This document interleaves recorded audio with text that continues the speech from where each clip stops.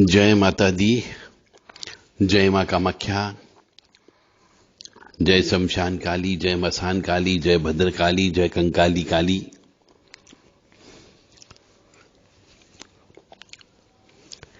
हमारे सामने प्रश्न आया है कि क्या मरे हुए व्यक्ति के कपड़े, जितने भी कपड़े होते हैं जो उसने पहने, क्या वो सब कपड़े शव के साथ में शमशान में छोड़ना चाहिए? और यदि नहीं छोड़ते हैं और किसी को पहनने के लिए दे देते हैं, नए नए कपड़े जो उनने कम पहने जरूर है परंतु कम पहने, 2-4 बार पहने, तो क्या जिस व्यक्ति को दिए जाएंगे क्या उसके ऊपर कोई शारीरिक मानसिक दुष्प्रभाव पड़ेगा? प्रश्न बहुत अच्छा है। आजकल के जमाने में इसका जवाब भी कोई व्यक्ति व्यास गद्दी पर बैठ करके नहीं देता है। व्यास गद्दी पर बैठ करके वो नचवा लेंगे, नाच गाना कर लेंगे,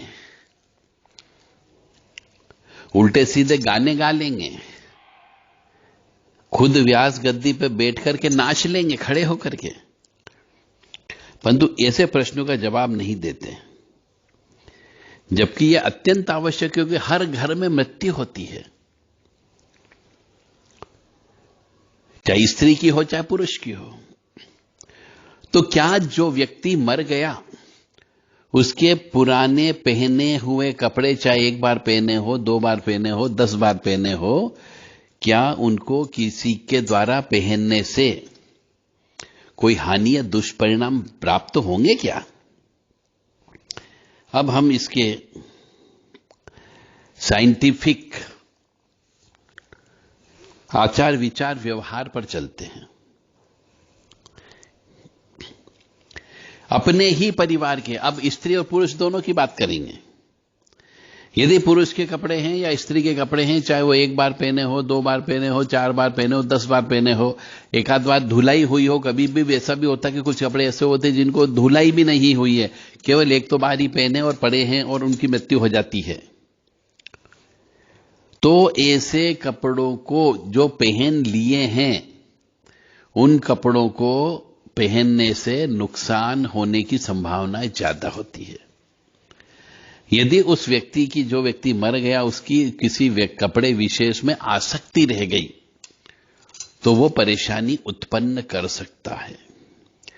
कुछ लोग कहेंगे कि ये तो वहम है, जबकि वहम नहीं है, यह सत्य घटना है, बहुत से मनुष्यों के साथ घटती है।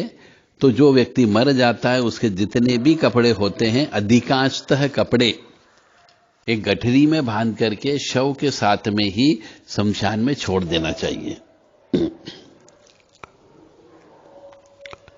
और दूसरे के कपड़े तो बिल्कुल भी नहीं लेना चाहिए। कुछ लोग कहते हैं कि आप कपड़े ले लो, उनको नमक के पानी से उबाल, नमक गरम कुनकुने पानी में नमक डाल करके धो लो, नींबू डाल लो उसके अंदर, फिर उनको पहन लो, कुछ नहीं होता है। पर उसका दीर्घगामी परिणाम देखने को मिलता है। तरह तरह की बीमारियां लगने की संभावना होती है। ये मान करके चलें। और यहां तक भी इसमें माना जाता है कि कई बार उसकी आत्मा, जिसके कपड़े हैं, उसकी आत्मा उस मनुष्य के शरीर के अंदर प्रवेश कर सकती है जिसने उस मरे हुए व्यक्ति की कपड़े को धारण किया है, चाहे स्त्री हो या पुरुष हो। अल्टीमेटली थोड़े समय के बाद में नुकसान अवश्य होगा। पैसे का नुकसान भी हो सकता है और कई प्रकार की रोग यानी बीमारियां लग सकती है और दुष्प्रभाव होगा ही होगा। हो सकता है धन का नुकसान भी हो आपका। तो जिस व्यक्ति की मृत्यु हो गई हो उसके कपड़े जो उसने एक आध बार पहने हो और जो कपड़े उसको बहुत ज्यादा प्रिय थे, उन कपड़ों पर भी उसकी आसक्ति हो सकती है, मोह हो सकता है, तो वह आत्मा उन कपड़े पहनने वाले मनुष्य को प्रभावित कर सकती है। इसलिए दरिद्र नारायण में बांट देना चाहिए या शमशान में ले जाके रख देना चाहिए।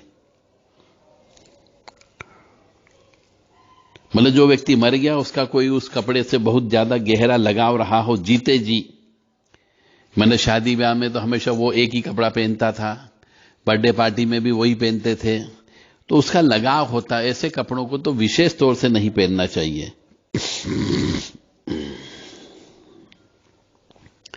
अब कुछ लोग तर्क वितर्क कुतर्क भी करते, जब हम ये जवाब देते हैं उनको कि भैया कपड़े तो शमशान ले जाना चाहिए, तो कहते साहब उनने तो सोना पहन रखा था, अंगूठी, कान के अंदर बाली पहन रखी थी, तो क्या सोना भी हमें फेंक देना चाहिए?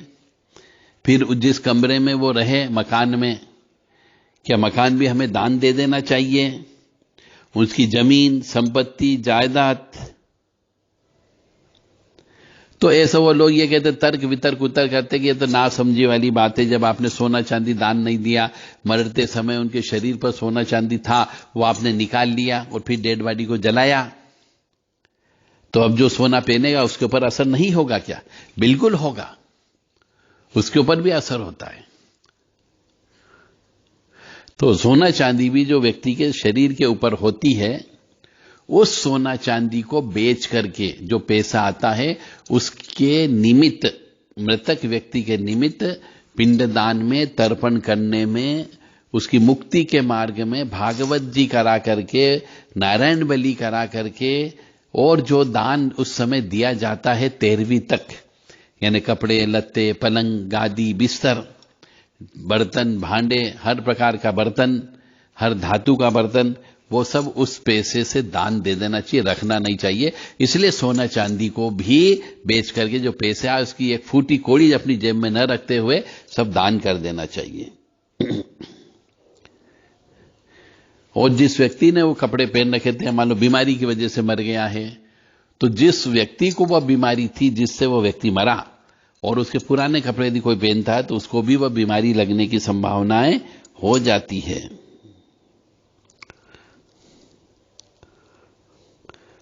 अब जो व्यक्ति मर गया, उसकी एनर्जी खराब हो, वो शराब पीता था, वो मांस खाता था, पराई स्त्री का भोग करता था, यानी उसका आचार विचार व्यवहार खराब था, यानी उसकी एनर्जी खराब थी, उसकी ऑरा खंडित थी, तो ऐसे व्यक्ति के कपड़े तो बिल्कुल भी नहीं पहनना चाहिए। हमारे यहां हिंदू सनातन धर्म में जैसे बहुत से साधु संत हुए हैं, यदि वो स्वर्गवासी हो जाते हैं तो समाधि में प्रवेश करवा दिया जाता है उनको, और उनके कपड़ों को रख करके कपड़ों की पूजा होती है। तो एक व्यक्ति के कपड़े तो जला दिए जाते हैं, दान दे दिए जाते हैं, शमशान में रख के आते हैं, और एक व्यक्ति के कपड़ों की पूजा की जाती है। तो साधु संत त्यागी तपस्वी व्यक्ति जो होते हैं, इनके पास पॉजिटिव एनर्जी ज्यादा होती है, तो जो वो कपड़ा पहनते हैं उस कपड़े में भी पॉजिटिव एनर्जी आ जाती है, इसलिए उनके कपड़ों को पूजा जाता है।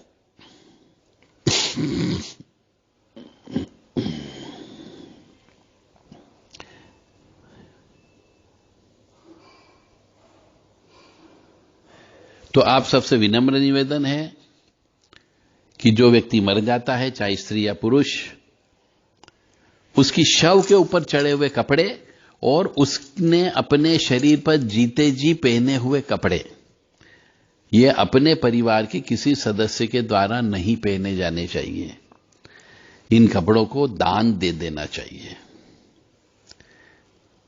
या फिर शमशान में ले जाके रख देना चाहिए, ताकि उसकी मोह माया, यानी उसकी आत्मा उन कपड़ों में है तो मुक्ति मिल जाएगी उसको कि हां मेरे कपड़े भी मेरे साथ में आए। उसको आगे क्या अगले जन्म के लिए जाने में, प्रस्थान करने के लिए यह आसान रास्ता होता है। शव को कई जगह देखा गया है कि जलाने के पहले, शव यात्रा के पहले घर पे अच्छे से नहलाया जाता है, स्नान कराया जाता है, साबुन लगाया जाता है। तो जो साबुन उस शव को लगाया गया और जिस कपड़े से उस शव को पहुंचा गया उस कपड़े को भी शव यात्रा में ले जाना चाहिए। घर में उस शव को टच किया हुआ कोई भी कपड़ा, कोई भी साबुन घर पे नहीं रहना चाहिए, क्योंकि उसमें भी उसकी आसक्ति है। और उस शव को निलाए गए साबुन का मान लो कोई दूसरा व्यक्ति प्रयोग करता है तो कई बार वो व्यक्ति बीमार हो जाता है। इसीलिए शव के ऊपर चढ़े हुए जितने भी कपड़े होते हैं, शव यात्रा के ऊपर चढ़े हुए कपड़े, शव यात्रा के ऊपर चढ़ी हुई शाल, साड़ी, वस्त्र, ये सब सामान शमशान में ले जाकर के रख देना चाहिए, ताकि उसको, उस आत्मा को यह संतोष हो कि हां ये कपड़े सब मेरे लिए आ चुके हैं, और वो घर पे नहीं भटकेगा, यानी मुक्ति हो जाएगी उसकी। और आप तेरवी करोगे ही, उसमें ब्राह्मण भोजन आपको करना ही है और मृत्यु भोज भी करना है, क्योंकि जो व्यक्ति मर जाता है उस व्यक्ति ने अपने जीवन काल में बचपन से लेकर अंतिम अवस्था तक कई बार न जाने किन किन घरों में भोजन किया होगा, न जाने किन किन घरों का पानी पिया होगा, तो उन सबका ऋण उसके ऊपर चढ़ता है। तो जितने भी पहचान वाले मनुष्य होते हैं, आस पड़ोस वाले व्यक्ति होते हैं, उन सबको बुला करके मृत्यु भोज कराया जाता है। तो मृत्यु भोज भी करना चाहिए, और उसमें उसके शरीर से उतरे हुए सोने चांदी को बेच करके उससे जो पैसा मिलेगा उससे ही यह मृत्यु भोज कराना चाहिए। और यदि कोई सोना चांदी नहीं पहनता था तो बेटे को अपने पास से पैसा लगा करके मृत्यु भोज कराना चाहिए, और ब्राह्मण भोजन कराना चाहिए, तेरवी करना चाहिए, और विधि विधान से सब कार्यक्रम करना चाहिए। दान अवश्य देना चाहिए, गोदान भी अवश्य देना चाहिए। जय माता दी, जय मां कामाख्या।